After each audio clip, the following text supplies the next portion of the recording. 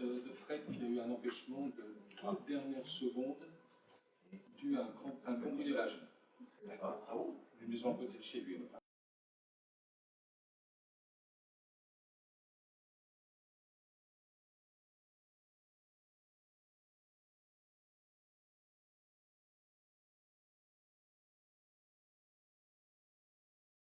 On va pouvoir commencer. S'il y a le son, je ne sais pas.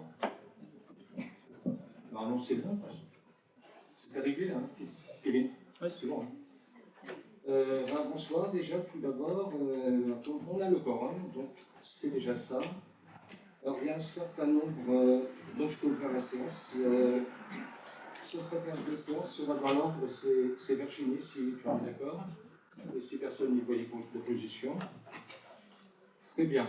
Donc, un certain nombre de pouvoirs ont été donnés. Donc, Madame Pouillot qui a donné le pouvoir à Madame Vergniaud, Madame Méandre qui m'a donné le pouvoir, Monsieur Cali qui a donné le pouvoir à Virginie Souchard, Madame Chelfout qui a donné le pouvoir à Michel Arter et Monsieur Gandon qui a donné le pouvoir à Karim Sibous. Donc, normalement, on a dit il y avait le quorum et on va travailler sur la base de 1, 2, 3, 4, 5 pouvoirs. Donc 12 présents, 5 pouvoirs. On va travailler sur la base de 17 votes. Certaines personnes risquent d'arriver un peu en retard au retour du travail de la région parisienne, notamment pour M. Pélamati qui va essayer d'arriver au mieux. Donc la première chose, c'est le procès verbal de la dernière réunion. Je crois que ça va y avoir une intervention. Non? Non? D'accord. Ok. Donc, d'ailleurs, je suis en train de vérifier qui était signataire du procès verbal. D'accord, c'était donc Catherine Chelfout. Ok. Très bien. Donc, nous allons. Y a-t-il des remarques, autres remarques? Non? Très bien. Donc, on va passer au vote qui est. On va faire un peu de travail qui est pour. 1, 2, 3, 4, 5, 6, 7, 8, donc 9 pour. Qui est contre? Qui s'abstient?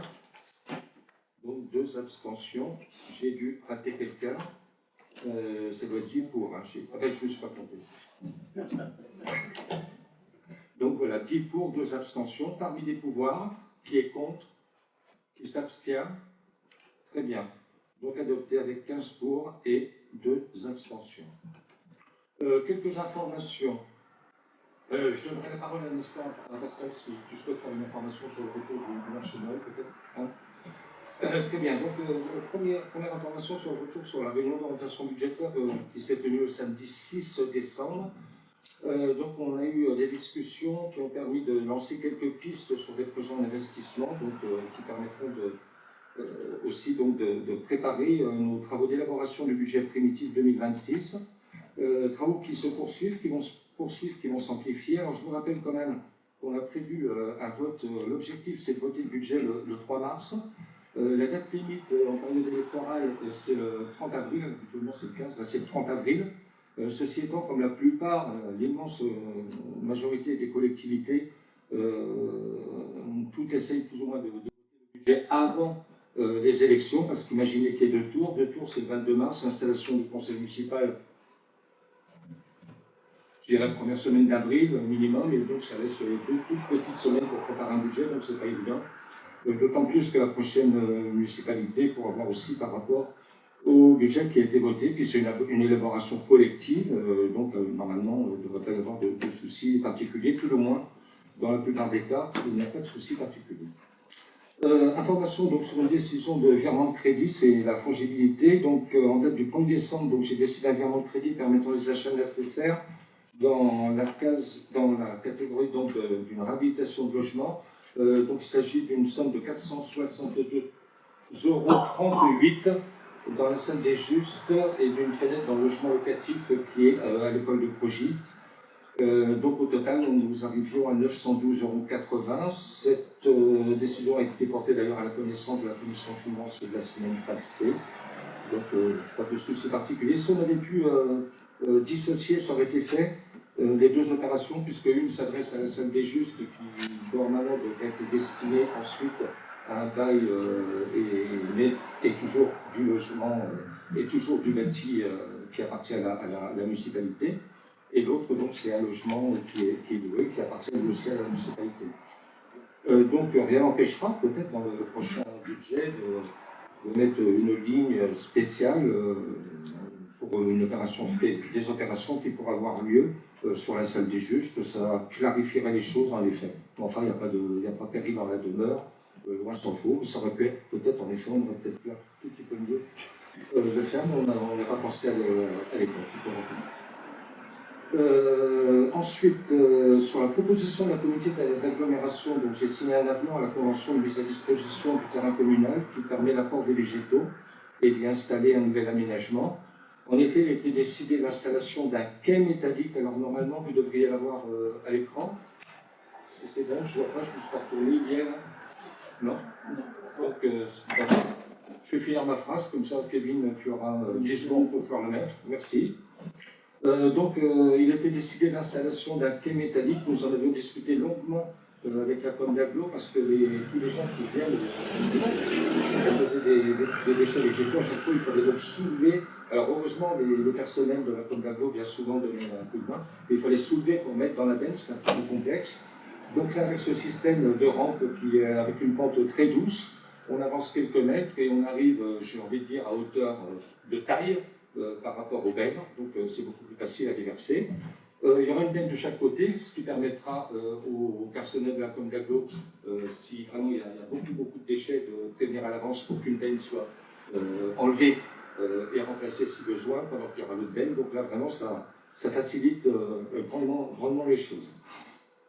Dernier point que j'avais, on va peut-être déjà demander à Pascal, et puis après il y aura un autre point d'information. Donc Pascal, par rapport au marché Noël, qui était, j'ai envie de dire, avec pour objectif d'essayer de relancer, enfin tout le mois d'avoir un marché Noël plus important petit à petit sur la commune. Oui, ça va. Normalement, oui. Oui. Oui. Oui, donc malheureusement on a eu quelques désistements samedi, donc on a eu un petit peu moins de monde sur la place du Cygne, mais les 2 personnes qui étaient installées, voire les 3 personnes après, ont très bien travaillé. Donc par contre le dimanche on a eu un beau temps et on a eu beaucoup de monde. Je remercie toutes les personnes qui sont venues nous voir. J'en ai pas eu beaucoup, mais j'ai vu le maire qui est venu nous voir, mais donc l'année prochaine on va essayer de faire mieux et on va changer les horaires. On aura l'aide d'un marchand de champagne qui était déjà là. Je pense que ça va fonctionner. On a déjà les inscrits pour l'année prochaine. C'est que les gens sont contents de venir à Aix-en-Provence pour le marché de Noël. Voilà. Même on sait que remonter une action comme ça, c'est pas évident, ce ne sera pas du jour au lendemain, peut-être qu'il faudra un peu de temps, en effet. Peut-être, bon, on avait fait quand même de la pub, hein, que ce soit les Védoliens ou nous, au niveau de la commune, on a fait quand même beaucoup de pub. Bon, peut-être qu'il faut encore en faire plus, et puis que ça s'installe un peu dans les vendalités. Hein. On a fait le tour des marchés de Noël dimanche, là, et il y a déjà des gens qui se sont inscrits. Bon, mais c'est bien, c'est une bonne chose pour l'avenir. Très bien. On a déjà fixé, ça sera le 29 novembre 2026.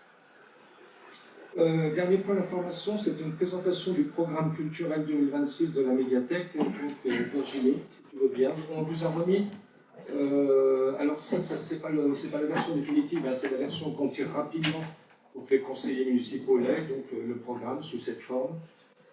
Et comme l'an passé, donc il sera retiré et distribué dans les boîtes à lettres, ainsi d'ailleurs que le calendrier des ordures ménagères, un document très attendu, que Michel a rapporté de la com d'Aglo hier soir. Virginie. Oui, bonsoir à tous. Si c'est bon. Oui, donc j'ai l'honneur de vous présenter le programme culturel 2026. Donc, comme à leur habitude, Michaela Diaz et Karine Langlo, qui constituent l'équipe de la médiathèque Jacques Club, ont concocté un programme alléchant pour l'année 2026. Donc, toute l'année sera ponctuée de rendez-vous mensuels, voire plurimensuels. Un programme divers et varié a été composé. constitué de rendez-vous autour du théâtre, de la chanson, donc des concerts, des rencontres d'auteurs, des ateliers théâtre, sophrologie, pour travailler l'illustration. Donc, petits, mais aussi voilà, plus âgés, vous êtes tous conviés à vous retrouver à l'occasion de ces événements tout au long de l'année 2026. Donc, le programme présente les événements de janvier à août et la deuxième partie de l'année sera publiée ultérieurement. Donc, rendez-vous dans les boîtes aux lettres début janvier pour découvrir la programmation. Merci. Donc c'est vrai, on pense toujours au spectacle, aux temps de rencontre et tout, mais il y a aussi tous les ateliers qui sont très très importants, ateliers à la fois pour les adultes, mais à la fois pour les enfants. Donc, je rappelle que l'ensemble de ces activités est budgété sur le budget communal et donc sont présentées pour l'instant à titre gracieux, gratuit, pour toutes celles et ceux qui viennent. On va passer aux délibérations. Donc, la première, c'est la délibération 102. Donc, c'est une délibération sur laquelle on revient, puisqu'elle annule la précédente. Donc, il s'agit d'une délibération qui concerne le bail de location d'un local communal à un groupement infirmier. Donc, l'autorisation de signature qui annule et remplace ce que je viens de dire, la délibération 86 du dernier conseil municipal du 18 novembre dernier. Donc, suite au débat qui s'est tenu sur le contenu juridique du projet de bail qui avait été présenté, donc bail avec les infirmières, les 3 infirmières de la commune, lors de la séance du dernier conseil municipal, ce document a fait l'objet de corrections. Alors, on a eu un certain nombre de propositions d'amélioration. Alors, il y en a eu pendant la séance, et puis il y en a eu essentiellement de la part de 2 conseils municipaux, donc Xavier Christophe Lecomte et Jean-Jacques Théani. Donc, je vous rappelle, à l'époque, nous avions été contactés par un groupe d'infirmières originaires de la commune qui nous sollicitait pour leur trouver un local leur permettant de continuer à exercer sur le territoire. Donc, après réflexion sur les possibilités de relogement des 3 infirmières, il leur a été proposé la location de la salle appelée salle des Justes, actuellement occupée donc, par le service communication.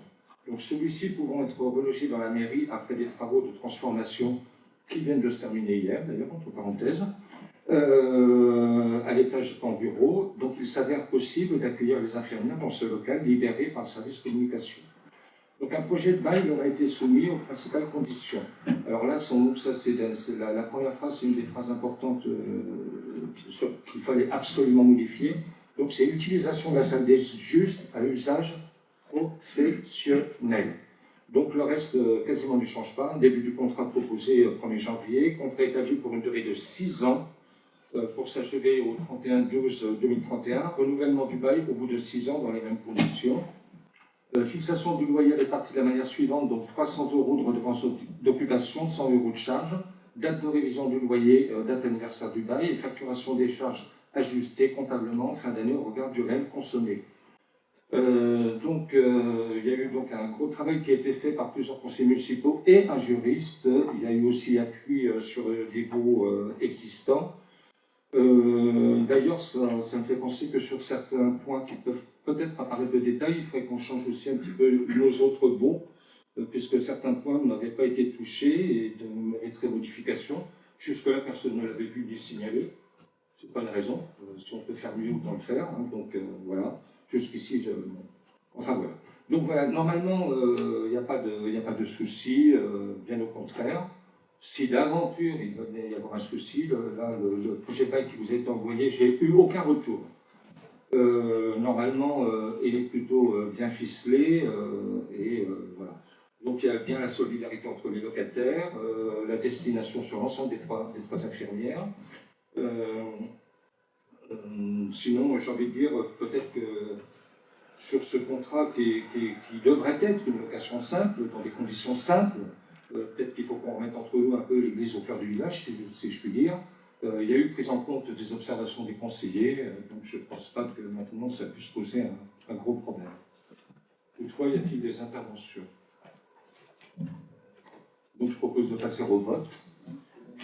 Qui est contre? Donc 2. Alors attendez, excusez-moi, je reprends la liste parce que quand c'est à l'unanimité c'est plus facile, mais là je suis obligé de bien noter. Donc 2 contre, qui s'abstient. parmi les pouvoirs qui est contre, qui s'abstient. Merci. Par contre, il faudra bien vérifier pour l'électricité, parce que là, Oui. je vois le décret là, du 26 août 1987. 87. Ouais, 1987. Hmm. Donc, il n'y a pas d'autre loi qui est aujourd'hui. Le propriétaire ne peut pas refacturer l'électricité au grec.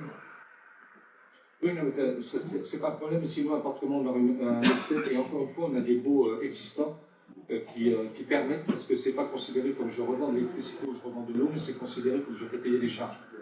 Et j'ai envie de dire, c'est un peu l'astuce qui permet. On peut avancer. Les charges pour les communs, mais pas pour les... Obligatoirement, c'est pas obligatoirement comme une copropriété. Et on a eu sous les yeux, on peut démontrer s'il le faut. Y compris d'une commune quasiment voisine. Donc on arriverait donc, si je ne me trompe, à 15 pour de contre. C'est parti. Nous continuons. Alors, les tarifs communaux.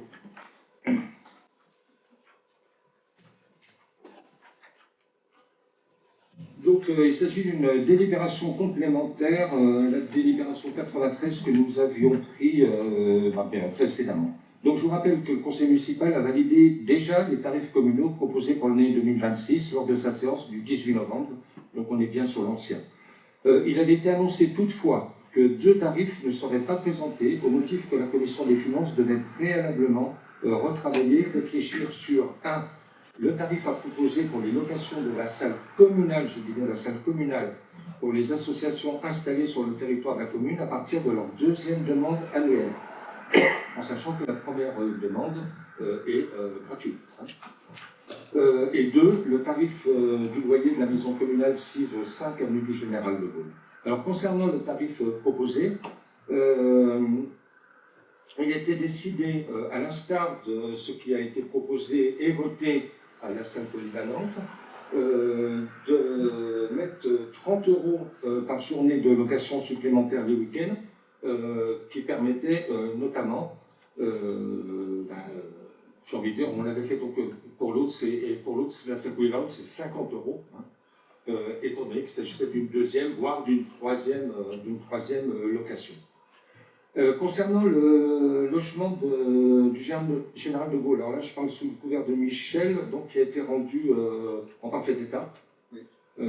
Alors il était meublé, donc tout ce qui était plus ou moins abîmé a été, c'est encore sous cellophane, hein, c'est tout beau, tout neuf. Donc là au niveau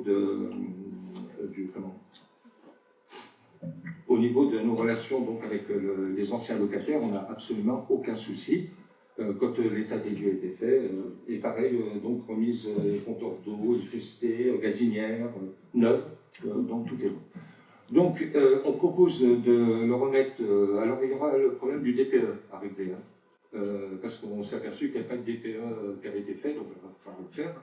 Et sinon, sous réserve de ce DPE, mais bon, normalement, il ne devrait pas y avoir de souci, on propose un tarif de location à 800 €. Alors, il fait au total 192 mètres carrés, il y a une petite courette et un petit appentis, mais c'est vrai aussi, je ne devrais pas trop le dire comme ça, mais que c'est un logement qui est, je veux dire, c'est pas des grandes pièces, c'est très bien, hein, mais c'est un logement donc, qui est attenant à l'école, et qui donne d'un côté sur l'avenue Charles de Gaulle et de l'autre côté sur le petit parking qu'il y a pour les personnels de l'école. Donc voilà, en partant sur une base donc, de 800 € par mois. Y a-t-il des interventions? Oui. Les 800 € par mois, c'est hors chauffage et électricité et eau? Ah oui, alors là, oui, là, pour le coup, on ne parle pas de charge. Alors pour rappel, la dernière occupante qui y était, mais ça avait dû être, à mon avis, une mesure qui avait été prise dans l'intérêt de la personne. Le dernier loyer, mais ça remonte un bout de temps, c'était de 450 €. Bien. Je propose qu'on passe au vote. Qui est contre? Qui s'abstient? Oui, pardon. Oui. Quand vous dites meublé, qu'est-ce qu'il y a dans la maison à part les matelas? Alors c'est dommage que Mme Léon ne soit pas là, parce que c'est elle qui s'était occupée avec Stéphanie Gobiet, qui va peut-être pouvoir répondre d'ailleurs. Je n'ai pas repris là depuis. Mais Ouais, tu prennes le micro. C'est pas pour nous, c'est pour les gens qui nous écoutent. François. Tout début, oui, je m'en suis un petit peu occupée, mais depuis, j'ai pas été dans les tractations. Mais il y avait armoire, lit complet dans chaque chambre, table, chaise de cuisine, une petite cuisine réaménagée avec frigo, congélateur, cuisinière avec four et électricité. Micro-ondes, bouilloire électrique, ouais, les petits ustensiles de cuisine. Cuisine. Il y avait une petite salle qui servait un peu de salon, il y avait un canapé, une petite table basse. Il devait y avoir 2-3 lampadaires un peu style halogène. La salle de bain, il y avait la machine à laver dans la salle de bain. La salle de bain avait été rénovée avec une paroi de douche remise. Un petit meuble de salle de bain, et je crois que c'est à peu près tout. On n'oublie rien. La liste est exhaustive. Non, moi aussi je souris parce que je me rappelle comment ça s'est fait et comment chacun y est allé un petit peu pour essayer de récupérer un certain nombre de meubles, essayer d'aménager tout cela au mieux. À l'époque, donc, il avait été loué à l'hôpital pour des internes qui étaient là sur une durée de 6 mois à peu près en principe. Donc ils faisaient une partie donc, de leur temps, y compris un peu de formation. C'était la formation aussi. Ah oui, c'est vrai. Avant de retourner ensuite là où elle devait exercer. Donc qui est contre, qui s'abstient, parmi les pouvoirs qui est contre, qui s'abstient. Je vous remercie pour ce vote donc à l'unanimité. Je vais céder la parole à Jean-Brice Camerini pour notre peut-être dernier récupérateur d'eau pluviale de l'année.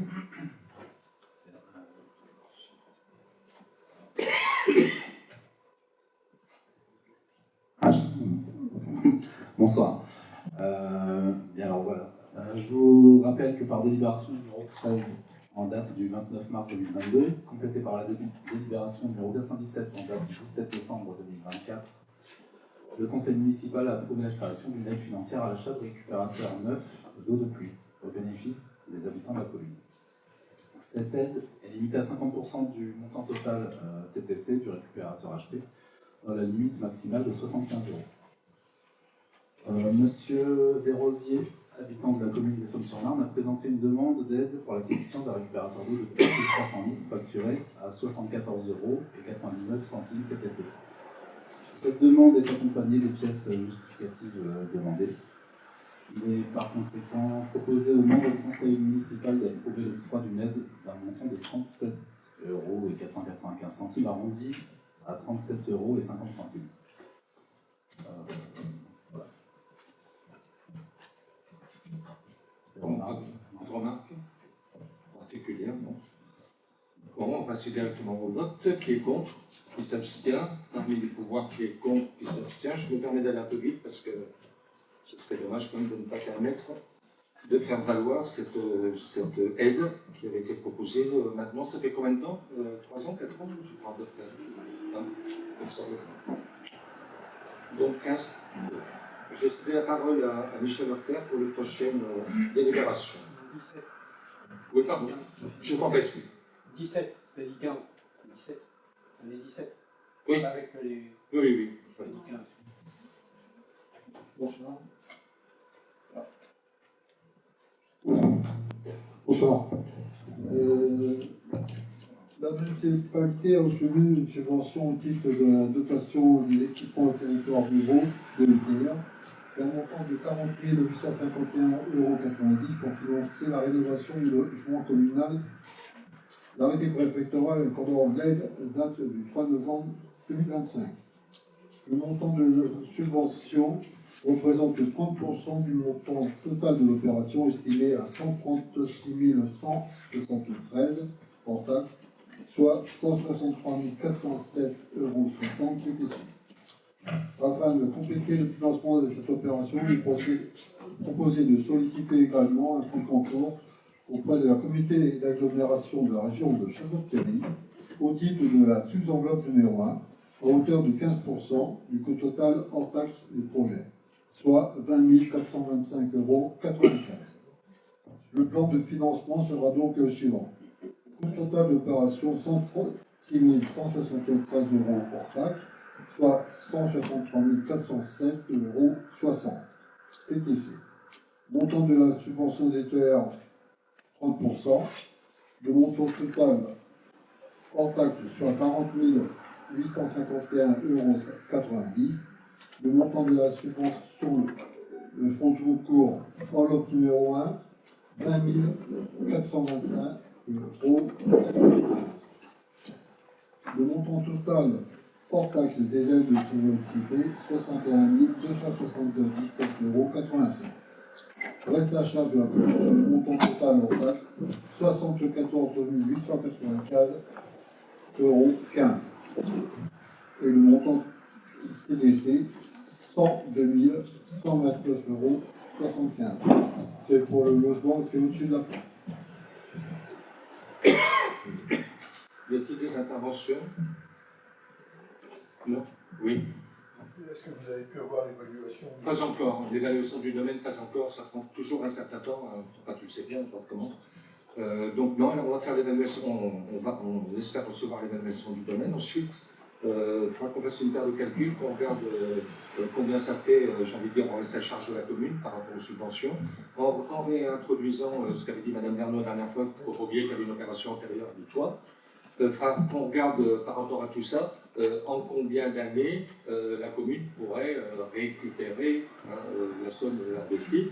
Non mais, on va voir, Mme Verneau, je ne sais pas, parce qu'une fois j'avais fait un calcul très rapide, parce que la question a été posée aussi, j'ai bonne mémoire, par M. Sidous à l'époque, qui était assis là d'ailleurs, je m'en rappelle très bien, il avait posé aussi une question sur ce sujet. Donc là, l'objet de la délibération, il n'est pas de dire on va faire ou on ne va pas faire, il vient de dire on demande la subvention, après on verra bien si ça se fait ou si ça ne se fait pas, hein, que ce soit bien clair. Voilà, et je réponds à votre question. C'est bon? Très bien, je vous remercie. Donc on peut passer au vote. Donc qui est contre? Qui s'abstient? Qui s'abstient? Ok, parmi les pouvoirs, qui est contre? J'avais déjà commencé à écrire. Qui s'abstient? Très bien. Donc il y a M. Pélamati que j'avais excusé, qui était dans les embouteillages parisiens, donc il vient d'arriver.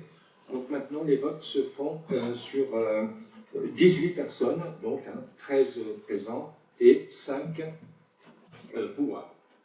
Donc ça fait 16 pour et 2 contre. 106, ben continue, Michel. Projet de rénovation thermique de la salle zone valente. Demande de fonds de concours, c'est la sous-enveloppe numéro 2 auprès de la CRCT. Il est rappelé que la délibération numéro 88 du Conseil municipal a validé une demande de subvention au titre de dotation de soutien à l'investissement local d'un montant de 36 757,62 € pour financer la rénovation thermique et le dispositif de désenfumage de la salle polyvalente. Le montant sollicité représente 55% du montant total de l'opération, estimé à 66 832,05 € en taxe, soit 80 198,46 € TTC. Afin de compléter le financement de cette opération, il est proposé de solliciter également un fonds de concours auprès de la communauté d'agglomération de la région de Château-Thierry, au titre de la sous-enveloppe numéro 2, à hauteur de 15% du coût total hors taxe du projet, soit 10 024,80 €. Le plan de financement sera donc le suivant. Coût total de l'opération, 66 832,05 € hors taxe, soit 80 198,46 € TTC. Montant de la subvention DSIL, 55% du montant total hors taxe, soit 36 757,72 €. Montant de la subvention fonds de concours enveloppe numéro 2, 10 024,80 €. Montant total hors taxe des aides sollicitées, 46 782,42 €. Reste à charge de la commune sur le montant total hors taxe, 20 049,63 €. Et sur le montant total TTC, 33 416,04 €.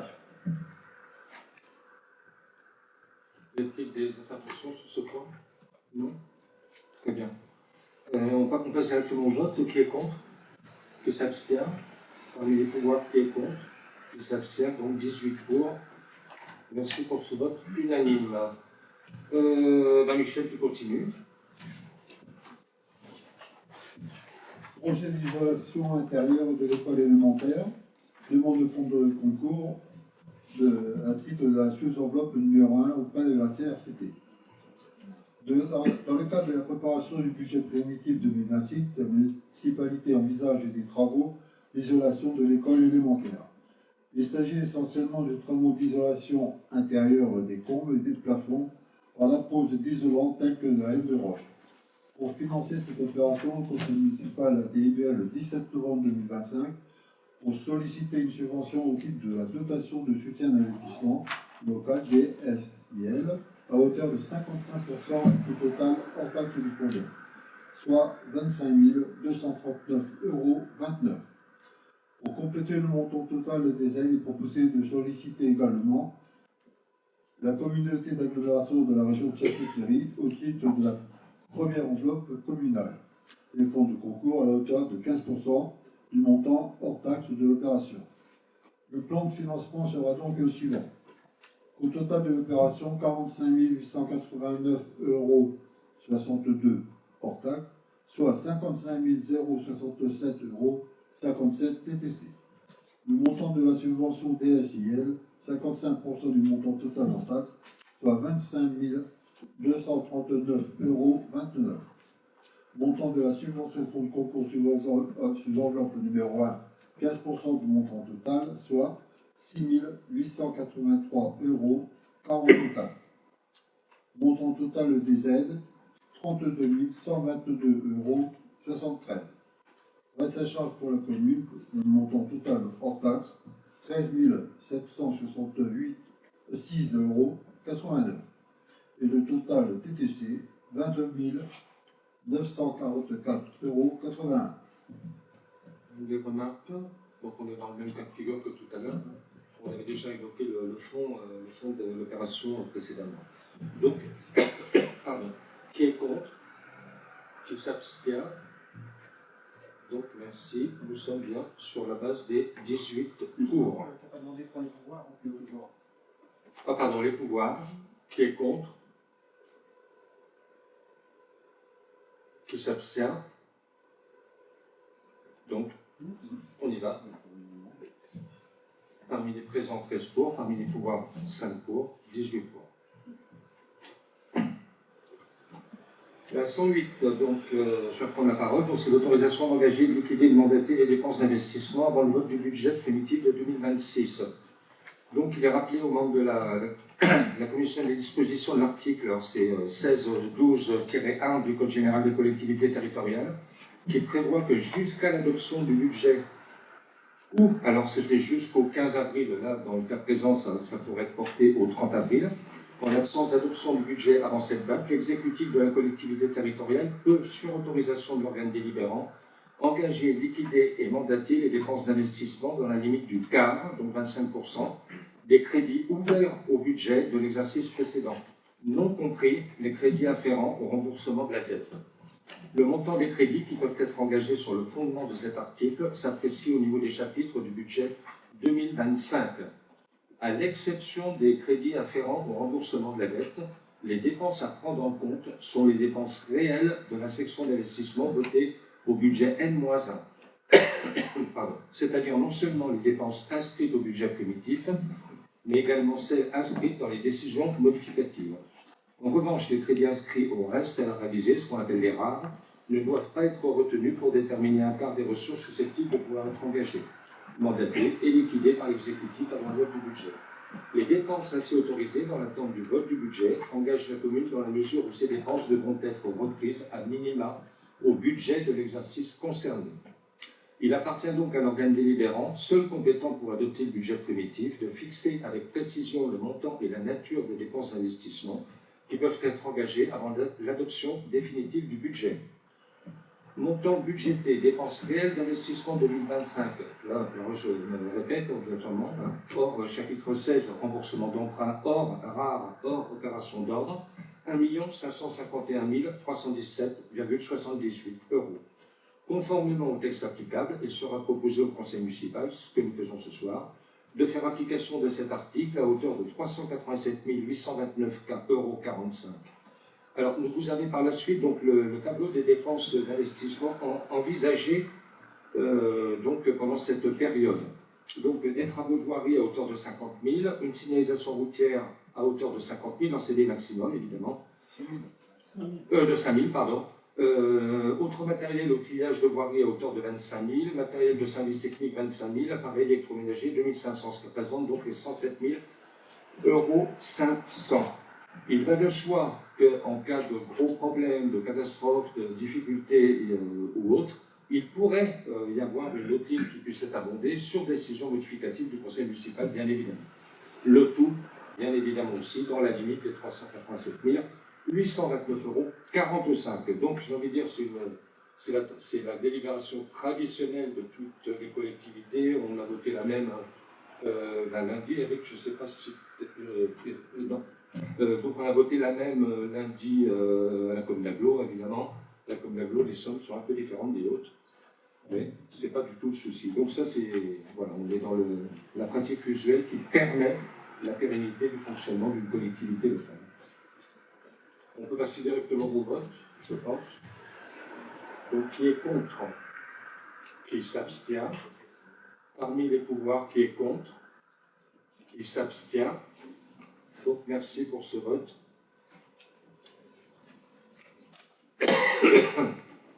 Alors, on va passer à différents points qui ont été examinés. Là aussi, sans aucune difficulté, avec de bonnes interventions au sein de la commission finances. Donc, il s'agit de la 109 de l'ouverture de crédit pour l'amortissement des subventions. Donc, c'est une décision modificative numéro 8. Les subventions d'investissement donc, sont reçues par la commune, je rappelle, pour financer un bien ou une catégorie de biens amortissables. Ces subventions d'équipement transférables doivent faire l'objet chaque année d'une reprise à la section de fonctionnement et disparaître ainsi du bilan parallèlement à l'amortissement de l'immobilisation. Le montant de la reprise est égal au montant de la subvention rapporté à la durée d'amortissement du bien subventionné, la durée de l'amortissement variant bien évidemment en fonction de la nature du bien, ça peut être 5 ans, 10 ans, 15 ans, voire plus, si besoin.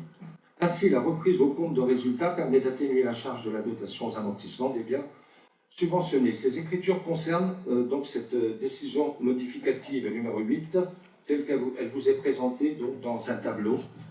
Donc vous voyez dépenses de fonctionnement 4 575, ensuite vous voyez dépenses d'investissement où vous avez donc les 4 lignes, ensuite recettes de fonctionnement et recettes d'investissement qui bien évidemment sont à la même somme des 4 575,78 €. Alors bon, je ne sais pas s'il faut faire le détail complet de toutes ces opérations qui ont été vues en commission finance, toutefois je veux bien quand même rappeler que dans les 4 575, vous avez de la DETR donc pour l'ascenseur de la mairie, pour les personnels à mobilité réduite.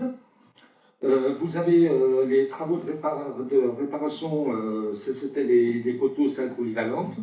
Vous avez la voirie communale au Tiolet. Vous avez de l'ascenseur, encore une fois PMR, mais c'était autre chose, c'était du remplacement d'un matériel, du matériel d'ailleurs entièrement. Vous avez de l'APV, c'était rue de la Borde. Oui, pour l'ascenseur, c'est parce qu'il y en a une, c'était de la DETR, et de l'autre côté, c'était de l'API.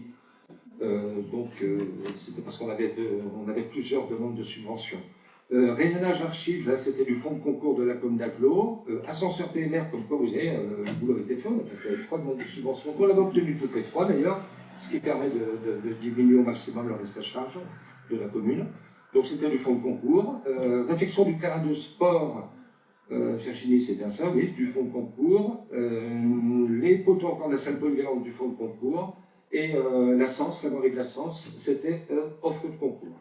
Donc voilà, ça nous correspond aux 4 575,78 €. J'ai envie de dire que là, on en arrive au conseil municipal après le travail de la commission finance, je veux dire, à la validation de quelque chose qui a été travaillé. Ceci étant, ça n'empêche pas une intervention si besoin. Non. Très bien. Donc je propose qu'on passe au vote. Qui est contre? Qui s'abstient? Qui est pour? Parmi les pouvoirs, qui est contre? Qui s'abstient? Qui est pour? Donc 18 pour. Merci. 111. Donc cette fois-ci, on est dans l'amortissement, mais des biens. Pardon? Oui, j'ai dit quoi, 111? Ah ben je sais pas, j'ai pas envie d'aller plus vite parce qu'il y aura bien la 111 en effet. Je sais pas pourquoi. Bon, c'est pas grave. On mettra ça sous un petit moment de fatigue de la journée. Voilà. 110, donc amortissement des biens, décision modificative numéro 9. Donc vous avez tout le détail de cette décision modificative qui représente au total un montant de 9 691,48 €. Donc on retrouve obligatoirement en dépenses de fonctionnement et en recettes de fonctionnement. Là aussi, démarche. Donc là aussi, j'ai tout le détail, si vous le souhaitez. J'en ai quelques pages. J'en ai 5 pages, exactement. Donc là aussi, c'était vu donc, en commission finance d'une manière d'ailleurs très sérieuse. Je ne pense pas que ça appelle à remarque particulière. Toutefois. On peut passer au vote. Donc, qui est contre? Qui s'abstient? Parmi les pouvoirs, qui est contre? Qui s'abstient? Ok, donc nous arrivons bien à la 111, Michel, alors. Donc là, on est dans le retraitement des frais d'études et travaux de la salle polyvalente. Alors, sur le retraitement des frais d'études, donc vous avez cette modification numéro 10 qui concerne les écritures comptables des frais d'études relatifs aux travaux de voirie de la rue Saint-Rémy, donc Bascon, honoraire du maître d'œuvre, frais d'insertion dans un journal d'annonce légale. Et par la suite, vous avez un deuxième tableau qui concerne les travaux à la salle polyvalente et se traduit donc comme suit. Vous avez pour la première opération, donc 10 000, en montant, vous avez 10 984,71 € et 230,90 €, là qui correspond à l'annonce. Donc au total, 11 215,61 € que vous retrouvez donc, dans le second tableau au titre donc, des investissements à émettre. Concernant la modification numéro 10, là c'est un peu particulier parce que c'était une à laquelle on n'était pas obligé de s'attendre d'ailleurs. On l'a fait volontairement. Pourquoi? Parce qu'on a vu au dernier conseil municipal qu'il était plus que nécessaire d'engager des travaux à la salle polyvalente concernant donc le désenfumage et ce qu'on appellerait les Velux, mais c'est pas tout à fait les Velux, c'est un peu plus compliqué que ça. Voilà, c'est le dôme. Pour la petite information, on nous a demandé des photos dans le cadre de la demande de subvention, et elles ont été faites par drone. Parce que pour aller faire les photos de là-haut, c'est pas évident, donc grâce au prêt d'un drone et l'autorisation que j'ai fournie évidemment. Donc on a pu prendre les photos et donc compléter, finaliser notre dossier. Je remercie la personne qui nous a fourni le drone au passage.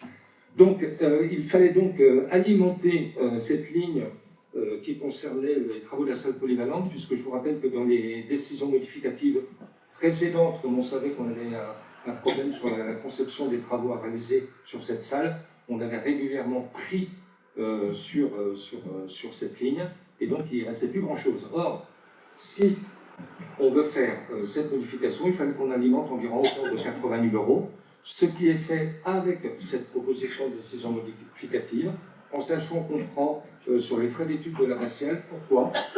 Parce qu'on avait rappelé qu'au niveau de la grappe, il nous a été signifié, bon d'ailleurs c'est un problème, parce que ça fait 2 ans qu'on n'obtient pas la subvention, il nous a été signifié qu'il fallait redéposer une demande en 2026 pour éventuellement pouvoir envisager une subvention en 2027 ou 28.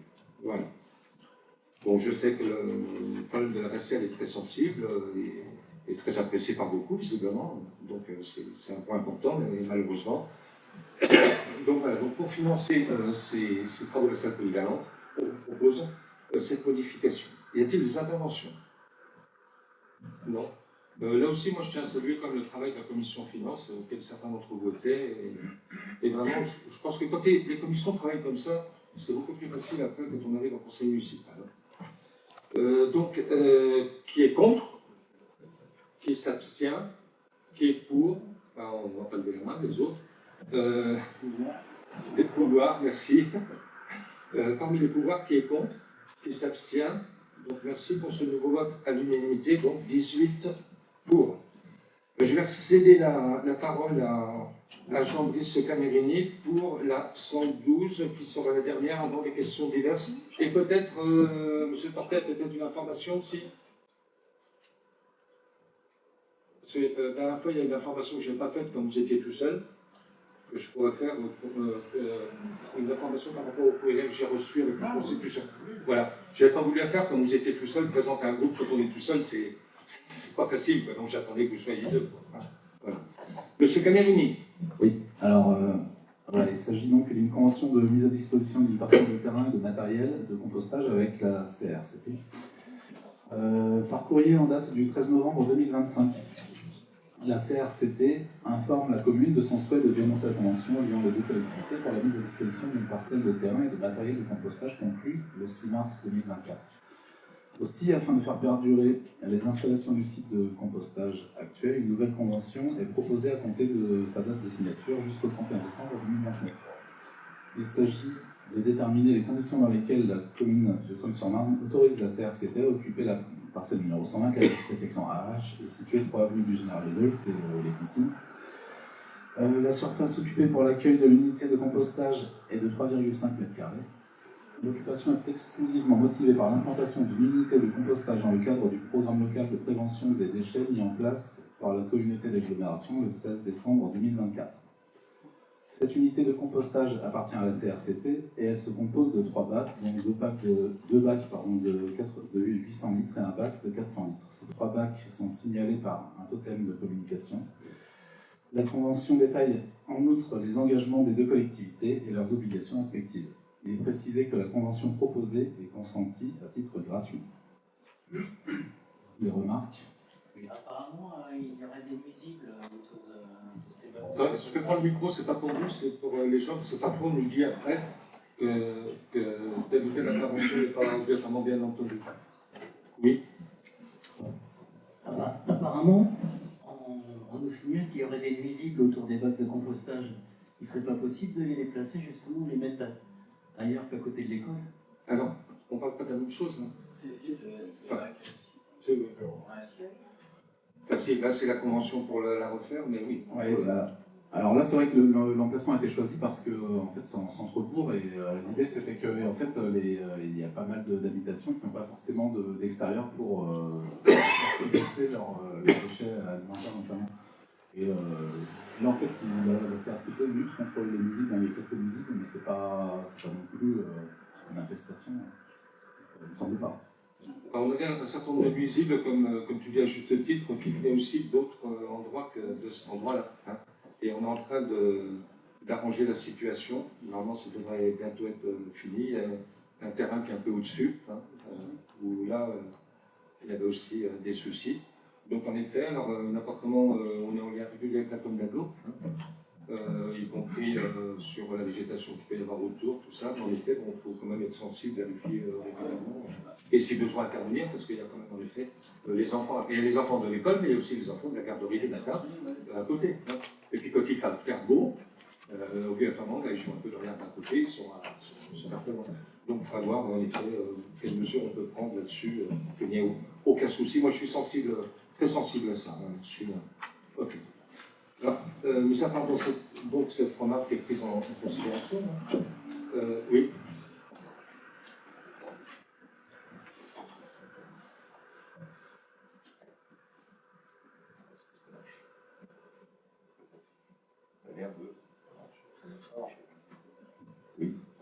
Oui, ça va marcher. Normalement, c'est juste sur la procédure. Je comprends bien l'intérêt de garder l'installation. Mais en fait, c'est la communauté d'Aglo qui dénonce l'accord de manière unilatérale, et nous, on se propose de refaire l'accord. Alors, à chaque fois qu'on a une convention, il y a une des parties qui propose de conventionner avec une collectivité, et la collectivité accepte ou refuse la convention. On a la même convention, par exemple, sur les déchets d'air, on peut avoir d'autres conventions sur le... Oui, alors justement, est-ce qu'on sait pourquoi est-ce que la communauté d'Aglo a dénoncé Les Ah, premières- c'est parce qu'elle arrive à terme, je pense. C'est tout simplement parce qu'elle arrive à Ah, terme. vous Hein oui, oui. Oui, oui. C'est comme ça veut dire, Oui, oui. les sommes, vous êtes des mauvais, on Non, dénonce. non, non, les conventions sont en principe Ok. 3 ans, voire plus. Ok. Par exemple, hier, à la Com d'Aglo, on a fait la convention sur le subventionnement de la mission locale. Hein, donc, c'est pas la mission locale qui a dénoncé ou la Com d'Aglo, bien au contraire. Bien au contraire, c'était voté à l'unanimité en plus. Hein. Donc, il n'y a pas de souci, mais ouais, en fait, c'est un cycle qui permet. Et la question, voilà, c'est bien. Je pense que d'autres gens pouvaient se la poser, on a la réponse. Merci. On peut passer au vote. Oh, pardon. Oui, Hervé.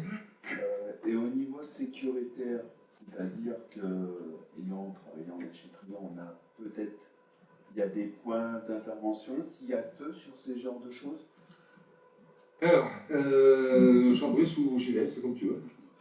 Ouais, bon, rien de spécial. Bon, je pense que tu sais où c'est, tu as vu. Bon, alors déjà, étant donné que ça vient du compost, bon, c'est déjà très peu sec, hein, pour commencer. Il y a pas beaucoup de prise, le bâti à côté, qui est équipé, qui est à combien 7 mètres, oui 6 mètres, 7 mètres. Donc en effet, voilà. Il n'y a pas besoin, on n'a pas obligation de mettre un extincteur à côté d'un composteur. Voilà.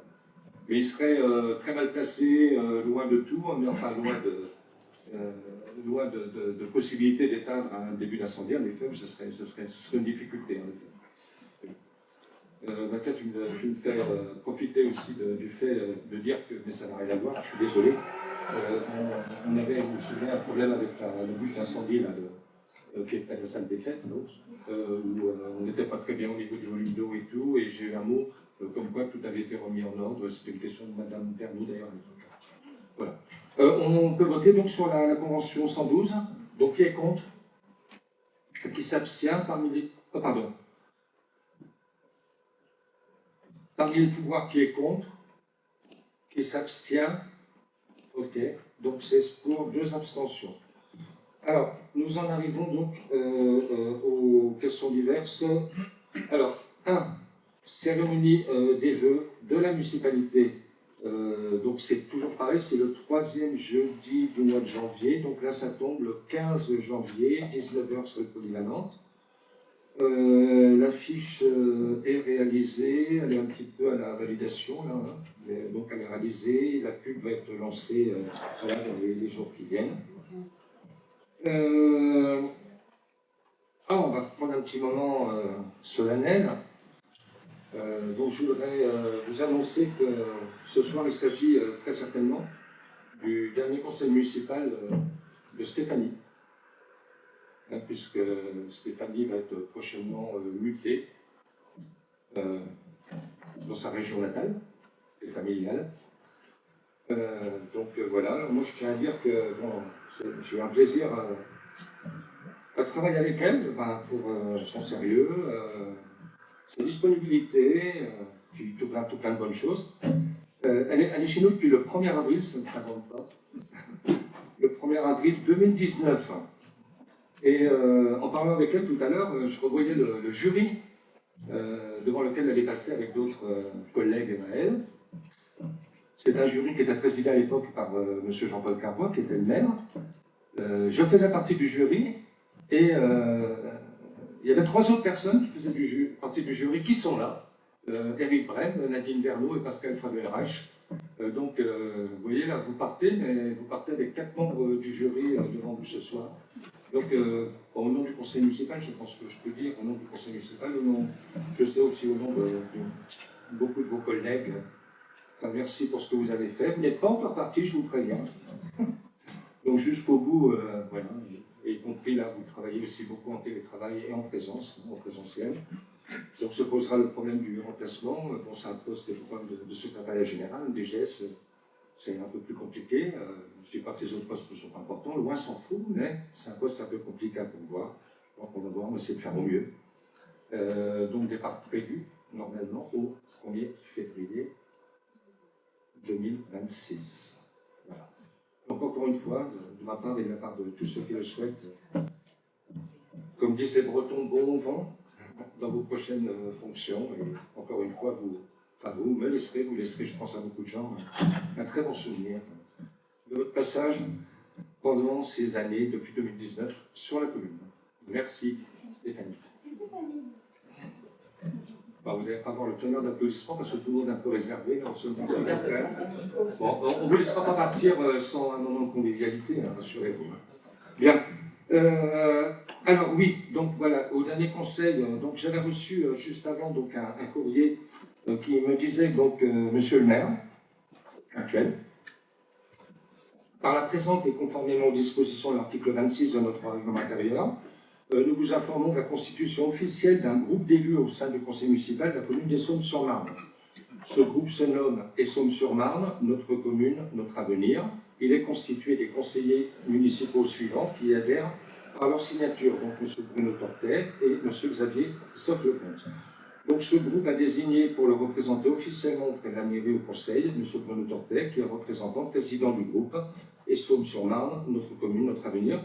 Donc je prends acte, conformément, il n'y a aucun souci, conformément au règlement intérieur. Je rappelle qu'à partir de 2, on peut faire un groupe, et que si on n'est que 1, on ne peut le faire que juste après l'élection, mais qu'ensuite, si quelqu'un voulait se désolidariser d'un groupe existant, s'il est tout seul, il ne pourra pas constituer un groupe. Donc voilà, après avec tout ce qui peut suivre par rapport à des demandes éventuelles. Donc vous aviez été élu avec les voix de notre liste. Là, vous êtes maintenant représentant de votre liste. Voilà, enfin, c'est le jeu logique qui arrive dans beaucoup de collectivités. Donc là, je n'en suis ni ravi ni déçu. J'en prends acte. Très bien. Voulez-vous rajouter quelque chose? Non? J'ai essayé d'être correct. Hein, voilà. Très bien. Si moi je vous souhaite quand même de très bonnes fêtes de fin d'année. Oh, pardon. Moi je voudrais intervenir aussi sur les feux qui ont été mis à Aulois. Comment se fait-il que le premier feu en arrivant des Saumes ait été mis en plein milieu du parking?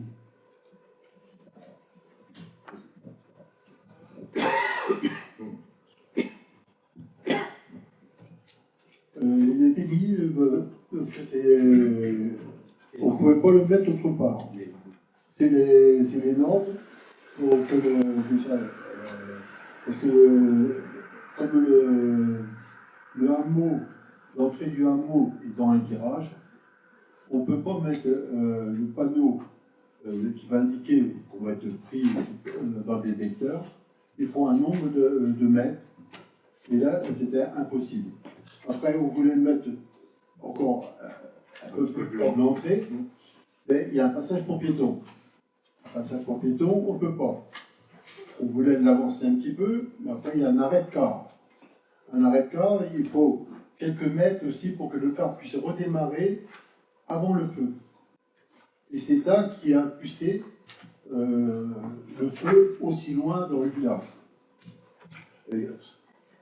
Si le village avait été autrement sur une ligne droite, ça aurait été tout simple, on aurait mis le feu. Comme facilement de l'autre côté. Et on ne peut pas mettre le détecteur qui soit avant l'entrée du village. Parce que sur ça, les vitesses ne correspondent plus aux normes. On est obligé de mettre à l'intérieur. L'autre, il prend à l'entrée du village, en venant d'Asie, à l'entrée du village, et la distance entre le détecteur et le feu, là, est bonne, parce que c'est une belle ligne droite. Donc, on voulait le mettre beaucoup plus tôt. On aurait aimé le mettre même avant le premier parking qu'il y avait, qui aurait aidé, mais c'est impossible parce que le détecteur et la configuration du terrain l'empêchent. C'est tout simplement, c'est les normes qu'on est obligé de subir. Et c'est là qu'on trouve, quand on voit le proposer à différents endroits, il y a un tas de règles qui rentrent en compte et qu'on ne pourra pas toujours le mettre où on veut exactement. On peut le proposer, mais des fois il ne sera pas. Les gens ils voudraient peut-être à un endroit bien précis, et il sera peut-être 100 mètres plus loin ou 100 mètres avant. C'est pour cette raison-là qu'il a été reculé aussi loin.